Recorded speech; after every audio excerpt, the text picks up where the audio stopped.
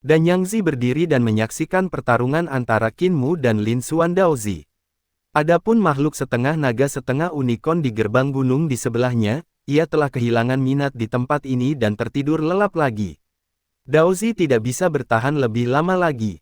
Dia harus mengerahkan seluruh kekuatannya. Jantung dan Yang Zi berdebar kencang. Serangan Qin Mu terlalu cepat dan terlalu agresif. Begitu ia mengambil inisiatif, ia tidak akan memberi lawan kesempatan bernapas dan akan terus bertarung sampai lawan menyerah atau mati. Taois Lin Xuan tidak bisa mendapatkan keuntungan apapun dalam hal vitalitas, dan juga dirugikan dalam hal teknik bela diri oleh Qin Mu. Ia menyebut dirinya harta karun ilahi 6 arah, dan tidak dapat melakukan banyak teknik bela dirinya. Satu-satunya kesempatannya sekarang adalah menggunakan teknik pedang Tao.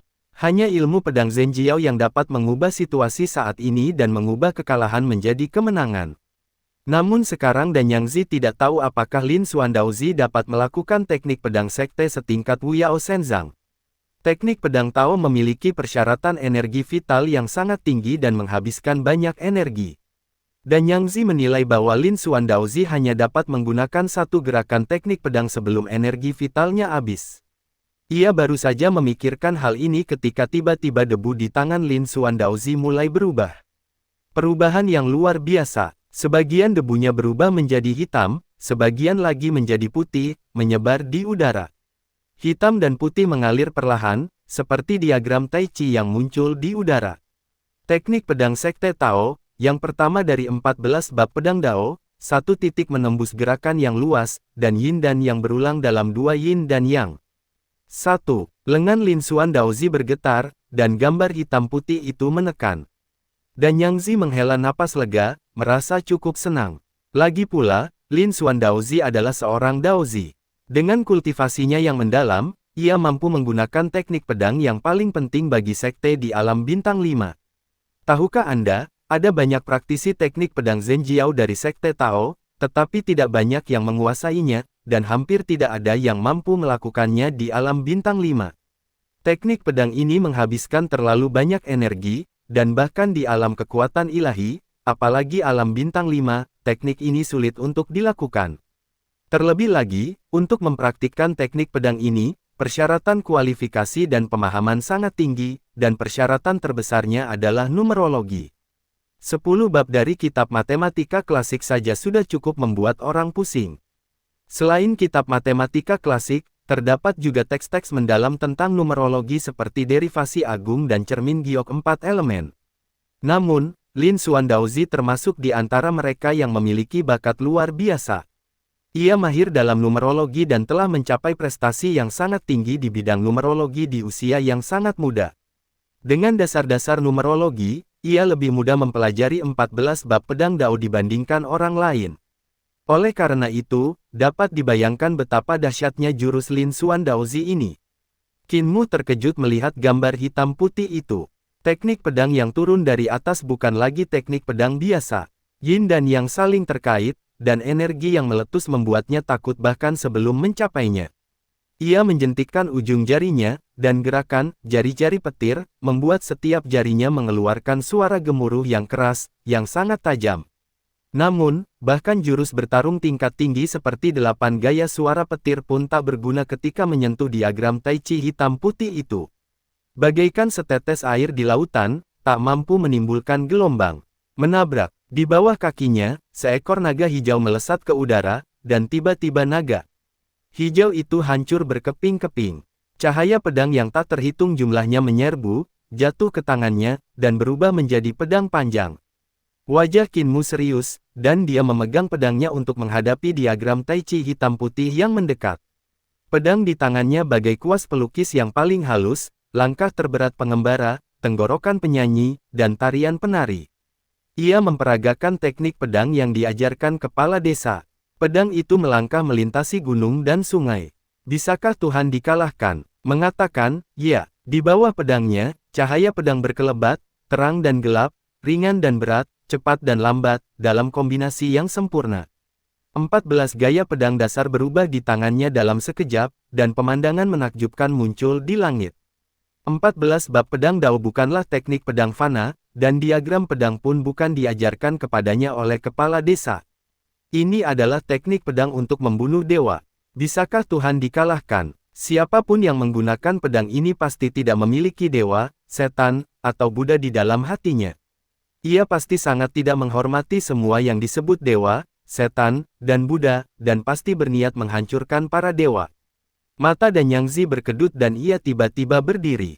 Pada saat yang sama, makhluk aneh setengah naga dan setengah unicorn di kaki gerbang gunung juga terbangun dari tidurnya dan tiba-tiba mendongak. Di udara, kedua teknik pedang itu bertabrakan, dan kilatan cahaya pun muncul.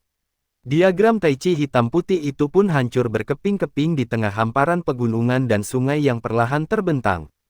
Lin Xuan Daozi dihantam puluhan pedang dalam sekejap, dan tubuhnya berlumuran darah. Tiba-tiba matanya berbinar, ada cacat. Qin Mu memperhatikan tatapannya dan terkejut. Tatapan pemuda itu jatuh ke bahu kirinya, yang merupakan kelemahan dari tiga dan gong tubuh tiran. Cikodo. Qin Mu mengangkat tangannya dan membentuk segel kekuatan Dewa Iblis. Segel ini menghalangi bahu kirinya, dan tangan Qin Mu yang lain meledak menjadi cahaya pedang dan menusuk ke arah Lin Xuan Daozi. Tertawa, Lin Xuan Daozi menusuk telapak tangannya dengan pedang, dan ujung pedang itu menembus bahu kirinya. Namun, terhalang oleh pakaian brokat di tubuh Qin Mu, pedang itu tidak menembus dagingnya. Namun, cahaya pedang itu tetap menembus, menyebabkan bahu Qin Mu terasa sakit. Pada saat yang sama, tubuh Lin Xuan Daozi bergetar hebat, dan puluhan lubang darah muncul di tubuhnya dalam sekejap, dan dia jatuh ke tanah. Qin Mu membubarkan pedang tajam yang diubah dari energi vitalnya dan membungkuk, "Daozi, aku menghargai kebaikanmu." Lin Xuan Daozi berjuang untuk bangun, lubang berdarah di tubuhnya masih berdarah. Dan Yangzi bergegas maju dan hendak mengoleskan obat kepadanya, tetapi Lin Xuan Daozi mengangkat tangannya untuk menghentikannya, merapikan pakaiannya, dan membalas salam, "Terima kasih atas saranmu." Setelah itu, ia menelan pil itu. Dan Yangzi segera mengoleskan obat pada lukanya untuk mencegah pendarahan lebih lanjut. Setelah perawatan, kedua Taois, satu tua dan satu muda, berdiri dan memberi hormat kepada Qin Mu. Qin Mu membungkuk sebagai balasan. Kedua Taois itu mengenakan topi bambu mereka dan berbalik untuk pergi. Qin Mu memperhatikan mereka pergi, wajahnya tiba-tiba berubah. Ia menutupi tangan kirinya dan tersentak, "Sakit. Sakit sekali." Pendeta Tao tua dan Yangzi itu pelit sekali sampai-sampai ia tidak memberiku obat untuk lukaku. Luka di tangan dan bahu kirinya sangat menyakitkan. Tulang-tulangnya terluka oleh pedang Lin Xuan Daozi. Qin Mu tersentak dan hendak mendaki gunung ketika ia tersandung. Ia segera mengangkat tangannya untuk menopang makhluk setengah naga dan setengah unicorn yang diikat dengan rantai besi di sampingnya. Dia telah kehilangan terlalu banyak energi, dan menggunakan pedang untuk berjalan di gunung dan sungai menghabiskan banyak energi, membuatnya merasa sedikit lemah. Qin Mu berjalan melewati gerbang gunung beberapa kali tanpa menyadari keberadaan binatang aneh ini. Ia selalu mengira itu adalah patung batu berbentuk naga atau unicorn. Namun, ketika ia menyentuh binatang aneh itu, ia merasa tubuhnya terasa lembut di tangannya, dan ia pun terkejut. Binatang aneh itu, naga kilin, mengangkat matanya, meliriknya, lalu menjulurkan lidahnya dan menjilati bahunya. Qin Mu merasakan bahunya perlahan mendingin, lalu rasa sakitnya perlahan menghilang. Ia segera menundukkan kepala dan mengangkat kerah bajunya untuk melihat, hanya untuk melihat luka-luka kecil akibat cahaya pedang di bahunya yang perlahan menyusut. Ada lebih dari 10 luka pedang, dan semuanya sedang dalam proses penyembuhan. Qin Mu terkejut, "Ini ambergris. Atau air liur unicorn. Apapun itu, ini ramuan obat yang mujarab." Dia segera mengangkat telapak tangannya, dan binatang aneh itu menjilati telapak tangannya lagi. Qin Mu melihat daging di telapak tangannya perlahan tumbuh. Daging pada luka pedang itu seperti daun muda yang tumbuh, dan lukanya sembuh dengan cepat. Luka pada tulangnya juga tampak sembuh, dan kulitnya pun sembuh dengan cepat. "Kakak, kamu suka aprikot asam?" Qin Mu berjongkok, mengeluarkan botol giok dari tangannya, meletakkannya di bawah mulut monster itu, dan berkata sambil tersenyum, "Ini yang asam, yang bikin gigimu copot." "Kamu nggak suka? Lalu bagaimana dengan plum kuning? Rasanya juga asam banget. Membayangkannya saja sudah bikin ngiler." "Nggak suka juga. Biar aku traktir lemon." Binatang aneh itu memutar bola matanya ke arahnya, tanpa berkata apa-apa dan mengabaikannya. Ia duduk tak bergerak, tanpa air liur atau apapun seperti ambergris yang mengalir keluar dari mulutnya. Jadi, apa yang kamu suka makan? Tanya Qin Mu. Ada seekor lembu biru besar di gunung. Aku sudah lama mengamatinya. Binatang aneh itu, naga kilin, tiba-tiba berbicara, masih menatap lurus ke depan, tak bergerak, dan berkata, bisakah kau membawanya ke sini? Qin Mu menepuk dadanya dan berkata sambil tersenyum, aku bertekad menjadi saudaramu yang setia. Jangan khawatir, aku akan segera mendapatkannya. Naga kilin sangat gembira, dan air liurnya tampak menetes dari sudut mulutnya, tetapi kemudian dia menghisapnya kembali sambil menyeruput. Qin Mu tak punya pilihan selain kembali ke gunung. Ia berpikir, sepertinya satu-satunya cara untuk mengelabuinya agar memberiku banteng biru besar itu adalah dengan mengelabuinya agar memberiku ambergris. Kurasa aku pernah melihat banteng biru ini di suatu tempat. Sepertinya ia sedang merumput di depan halaman. Baiklah, coba tanya Linger. Dia sudah sering berada di sekitar gunung ini dan lebih mengenalnya daripada aku. Saat ia mendaki gunung, orang-orang di kediaman cendekiawan, kediaman kekuatan ilahi, dan taman pangeran perlahan-lahan terbangun. Sekelompok 3 atau 5 orang berjalan menuruni gunung, melewati Qin Mu. Salah satu pangeran berkata, setelah bimbingan guru kekaisaran, aku merasa kultivasiku telah meningkat pesat. Aku seharusnya bisa melawan Taois itu selama 300 ronde. Pangeran kedua, Ling Yusu, menggelengkan kepala dan berkata, kakak keenam, jangan remehkan musuh. Aku pernah bertarung dengan Lin Xuan Daozi sebelumnya, dan aku bisa merasakan dia masih memiliki beberapa keahlian yang belum dia tunjukkan. Namun, Master Kekaisaran sungguh luar biasa. 3 jurus pedang yang dia ajarkan kepadaku dapat dipadukan dengan teknik pedang lain yang telah kupelajari, membuatnya semakin sempurna. Setidaknya aku akan bisa bertarung. Tapi mengalahkannya mungkin akan sulit. Ling Yusu berhenti, menatap Qin Mu yang sedang berjalan mendekat, mengerutkan kening sedikit, lalu mengalihkan pandangannya. Kakak kedua, ada apa? Tanya pangeran keenam. Kakak ketujuh sangat dekat dengannya. Ling Yusu menggelengkan kepalanya dan berkata, sebenarnya, Qin Mu orang yang baik dalam segala hal. Dia punya kemampuan yang bagus dan juga dikenal sebagai tabib ajaib. Dia menyelamatkan Ibu Suri. Tapi bagaimanapun juga, dia orang buangan dari reruntuhan besar. Adik ketujuh, tidak pantas baginya untuk berhubungan dengannya. Kita tidak perlu membahas masalah ini lagi. Ayo kita temui Lin Xuan Daozi lagi. Ketika mereka sampai di kaki gunung, mereka mendengar keributan dari depan. Mereka bergegas maju dan mendengar seseorang berteriak, kedua Taois itu sudah pergi. Ling Yusu tertegun. Ia menerobos kerumunan dan melihat ke depan. Benar saja, Danyangzi dan Lin Xuan Daozi telah menghilang. Apakah mereka menyerah saat melihat kesulitannya? Gumam seseorang. Ling Yusu mengerutkan kening dan mencibir. Danyangzi dan Lin Xuan Daozi datang untuk memblokir pintu dan menamparkan wajahnya. Bagaimana mungkin mereka menyerah dan mengaku kalah? Jelas ada yang mengalahkan Lin Xuan Daozi, dan mereka pergi setelah mengaku kalah. Orang yang mengalahkan Lin Xuan Daozi ada di antara kita, dan dia turun gunung sebelum kita. Mata Ling Yusu berbinar saat ia menatap kerumunan. Siapa mereka? Di antara para ahli kekuatan supernatural, ada 3 atau 5 orang dengan kekuatan terkuat, termasuk Xiao Yin, si fanatik pedang, Tian Feng si iblis gila, dan Yue Qiyu, si prajurit pembawa gunung. Mereka semua sangat cakap, tetapi mereka juga berbakat. Ada juga beberapa orang di Taman Pangeran, selain aku. Saudari ketujuh suka bermain-main dan tidak bekerja keras. Meskipun pemahamannya bagus, ia tidak bisa maju tanpa kerja keras. Ada juga Pangeran Min Yue. Mengenai Taman Cendekiawan, ku dengar kemampuan Shen Wanyun lumayan. Dia selalu duduk di posisi kakak tertua. Dia juga mungkin. Danyangzi dan Ling Xuan Daozi berjalan keluar dari ibu kota satu demi satu dengan langkah santai dan tiba di suatu tempat sekitar 100 mil di luar ibu kota. Mereka melihat sungai Tujiang yang deras dan 2 biksu, satu tua dan satu muda, berjalan menyusuri ombak. Danyangzi dan Ling Xuan Daozi berhenti dan berdiri di tepi sungai, memberi hormat kepada para biksu tua dan muda, kakak senior. Kedua pendeta itu pun segera berhenti di tepi sungai, menangkupkan kedua telapak tangannya dan membalas salam, saudara. Biksu tua itu menurunkan alisnya dan bertanya, saudaraku, apakah kamu sudah kembali dari Akademi Kekaisaran?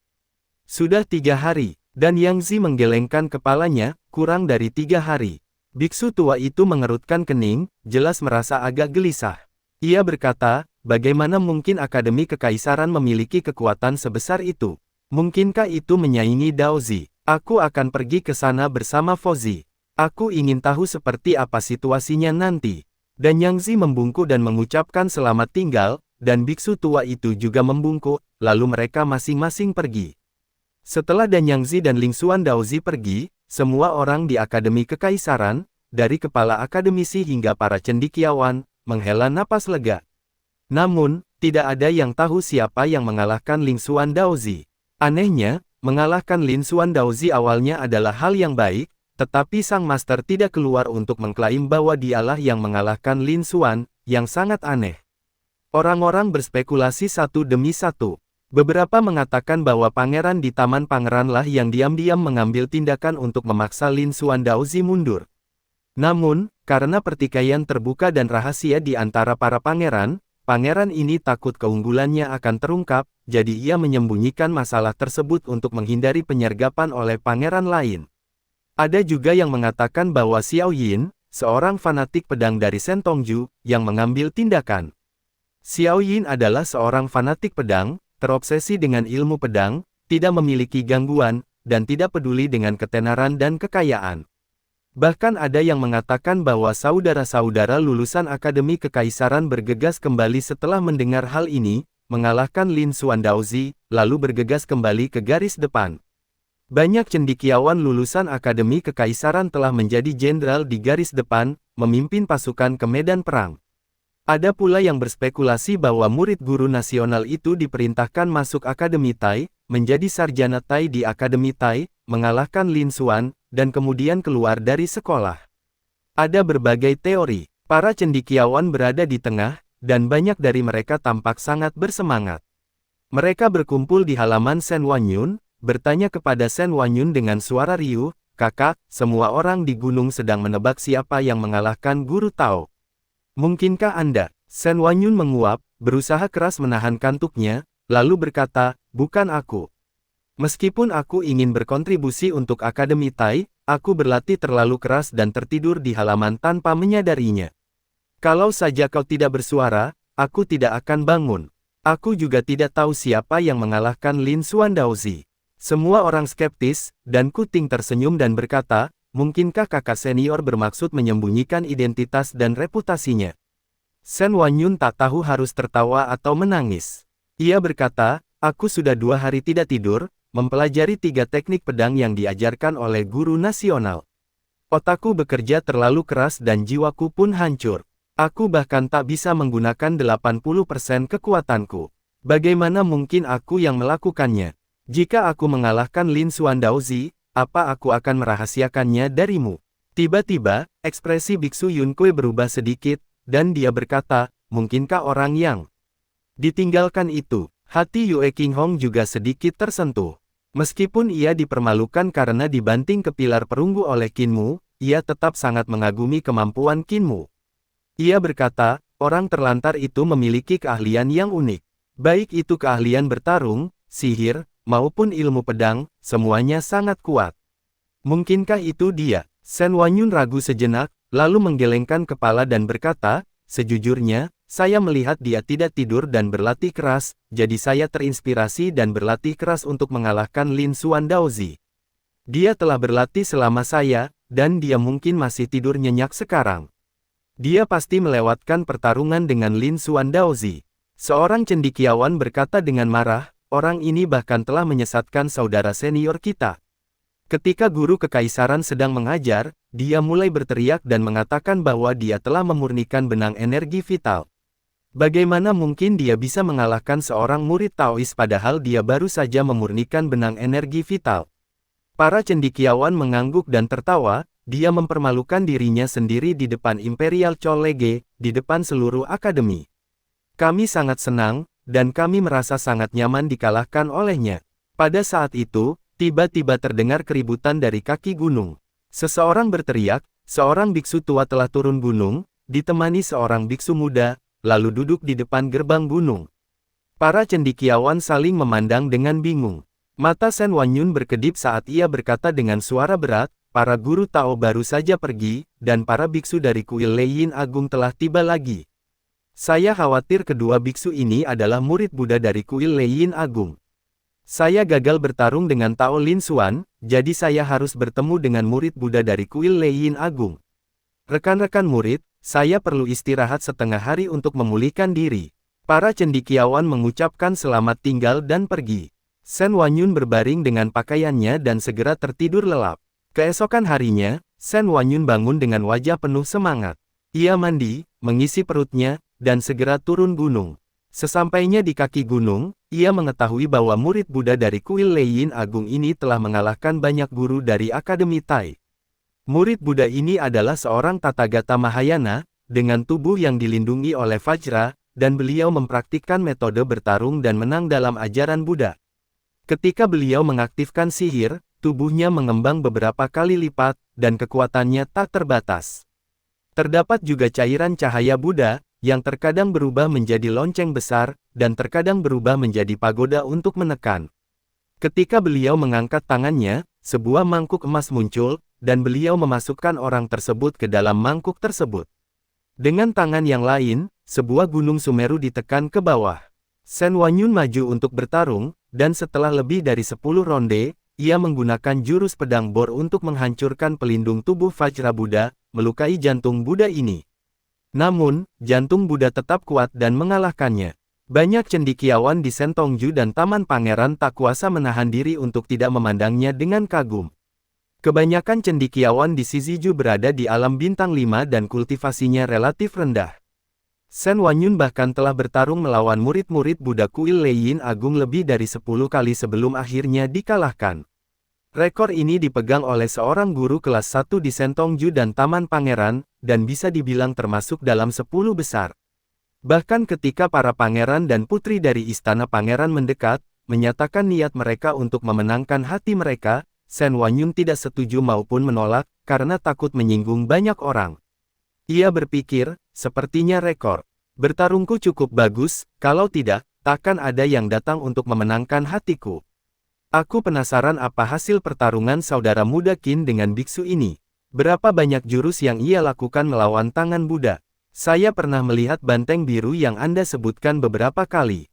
Di Akademi Kekaisaran, Hulinger membawa Qinmu ke gunung belakang dan berkata, ada kebun sayur di gunung belakang. Beberapa hari yang lalu, aku berjalan-jalan di pegunungan, mencari harta karun seperti Ganoderma lucidum dan bunga peri. Aku melewati sisi itu dan melihat beberapa tanaman herbal spiritual di kebun. Aku bertemu sapi ini, dan ia menggonggong beberapa kali. Aku sangat kesal melihatnya menjaga tanaman herbal spiritual itu, dan aku sudah lama ingin memakannya. Qinmu terkejut, di kebun sayur. Pasti kerbau liar, kalau tidak, siapa yang akan menaruhnya di kebun sayur untuk dimakan? Benar, Tuan Muda, mengapa naga unicorn di depan gerbang gunung ingin memakan sapi ini? Entahlah, kurasa sapi ini mungkin telah menyinggung Long Qilin. Ia mungkin kesal melihatnya mencuri sayuran dari kebun seharian, tebak Qinmu. Hulinger membawanya ke gunung belakang. Di sana lebih sedikit orang, dan hanya sedikit cendekiawan yang datang ke sini, kecuali pria dan wanita yang mengadakan pertemuan rahasia. Ada beberapa halaman di gunung belakang. Kudengar beberapa orang dari Imperial Chollege yang suka berteduh tinggal di sini. Selain halaman Imperial Chollege, ada juga kediaman orang tua penjaga gunung. Sapi biru ini berotot dan kuat, berdiri dengan kedua kaki belakangnya seperti manusia, bersandar pada pilar. Kuku depannya telah berubah menjadi tangan yang keras dan bertanduk, dan ia memegang segenggam sayuran hijau dan memakannya dengan santai. Qinmu memperkirakan banteng biru ini 2 atau 3 kali lebih tinggi darinya, hampir tanpa lemak, dan berotot. Terlebih lagi, kulit banteng birunya berwarna giok dan bahkan memantulkan cahaya, berkilau, dan berkilap, seolah-olah terbuat dari batu giok indah yang telah dipoles selama lebih dari 10 tahun. Yang paling mengerikan adalah ketika banteng hijau ini bernapas, napas yang keluar dari lubang hidungnya bagaikan 2 cahaya putih, satu masuk dan satu keluar. Ditambah dengan sisik naga yang tumbuh di lehernya, Qinmu yakin bahwa banteng hijau ini telah berlatih di pegunungan selama bertahun-tahun, menghirup energi 9 naga, dan telah berubah menjadi seekor naga serta menumbuhkan sisik naga. Siapa yang memata-matai rumahku? Tiba-tiba, banteng hijau itu mengeluarkan suara manusia, memasukkan segenggam bunga peoni ke dalam mulutnya, menyerap cahaya putih dari lubang hidungnya ke dalam tubuhnya, dan menatap Qin Mu dengan tatapan bagai kilat. Kemudian ia melangkah maju, dan saat berjalan, otot-otot di tubuhnya menegang. Qin Mu mengembuskan napas panjang dan berkata kepada Hu Ling'er, bukankah itu hanya seekor sapi? Aku sudah menggembalakan ternak sejak kecil, dan aku tidak bisa berbuat apa-apa. Ling'er, mundurlah dulu. Kalau nanti aku suruh kau lari, kau harus lari cepat. Mengerti? Hu Ling'er mengangguk dan melangkah mundur. Qin Mu menarik napas panjang, berjalan menuju banteng biru, dan berkata sambil tersenyum, saudara banteng. Banteng biru itu pemarah dan langsung menyerang tanpa berkata apa-apa. Ia mencibir, dasar bocah bau, dengan senyum jahatmu itu, kau jelas bukan orang baik. Siapa yang berani memanggilmu saudara atau sepupu?